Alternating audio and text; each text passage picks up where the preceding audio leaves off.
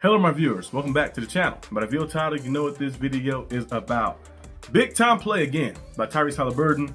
The game-winning shot to help the Pacers win the first game of the series in the NBA Finals. Now the Thunder, they was up by a good margin at one point in the game. They was up by I think like 20 points at one point in the game, and they kind of took their foot off the gas a little bit. The Pacers started playing very good, started hustling and getting things done. I picked the Thunder to win this series. I still have the Thunder winning this series, but I feel like the Pacers, like I mentioned too last time, that the Pacers, that they play like consistently throughout the whole entire game. That fourth quarter, when they did that fourth quarter, they can play like that throughout the entire game and go out there and close games out and find a way to get it done. We seen them do it before against the Knicks, seen them do it against the Bucks in the playoff series and the Cavs and stuff. They find a way to get it done every single time in clutch situations. We see Haliburton hit game-winning shot. This is his fourth one, right?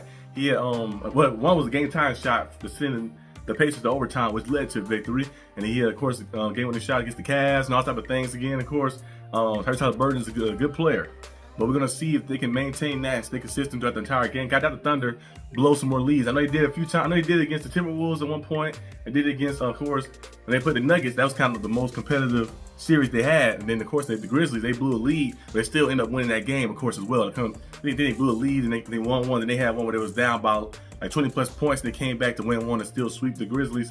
So we'll see exactly on what happens, how they make some adjustments. But it's a big time win. Like I mentioned every time, if you're the road team, if you're the underdog team that's on the road playing against that top seed team at home, you gotta find a way to steal the first one. The first one is always the best one to steal because it's like you're coming into the game and they kind of set the momentum. And once you steal that game, momentum is different now. Like that, people started saying, like, okay, things kind of getting ahead of the opposing team and stuff a little bit, and you kind of have that momentum going into game two. And if you do lose game two, you still have you won home court advantage like that. So the next two after that will be at your house, and then you'll see exactly what happens, what goes on. But they can play like this and stay consistent and keep hustling and playing.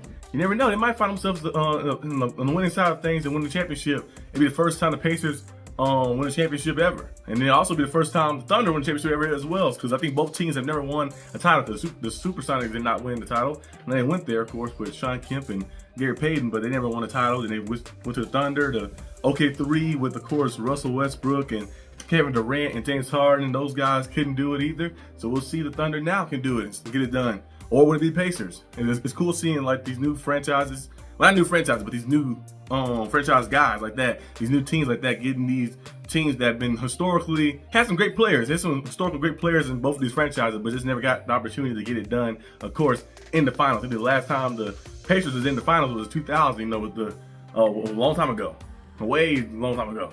I think that was 2000. I was born 2001, so it's been a long time for the Pacers being in the finals. Of course, at least some of the players on their team was probably maybe like 3 or 4 years old last time the Pacers in the finals. So now seeing them in the finals, going out there in the biggest show, a lot of people had them as underdogs, of course, in this game. A lot of people had them losing this first game to go out there and stun them and get a big time shot. And on that shot too, you look at Haliburton.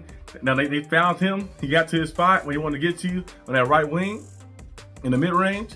Got right there, and I think I don't know if it's communication or not, but then they kind of gave him an opportunity to get up to rise for the shot. Then he kind of contested the shot late, and he was able to get it in there. I thought the ball was gonna be a little short at first. The way it was released, I thought it was gonna be a little short, but it was enough power to rattle right in, get in there, and go up. And then after that, it was basically over. You have 0.3 seconds left, and you can't really get a shot attempt off with that. You at least need 0.5 to get a shot attempt off. So with that, you have to throw it to the rim to hope somebody can get a tip in or something like that to maybe magically bounce in. They couldn't get it done.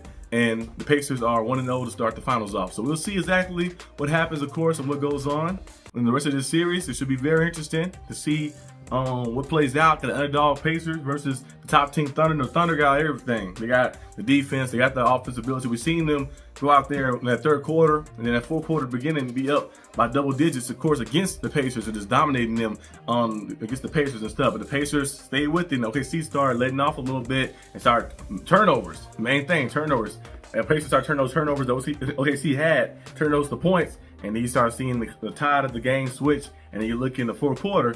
At one point, you're being up, I think, with like a few minutes left, you're being up by like 10, and then you look back, and now you're up by 1, and then SGA went for the go-ahead shot, missed the shot, Pacers got the rebound, Haliburton walked him down again, another big-time shot for him. So we'll see what happens. We'll see what happens.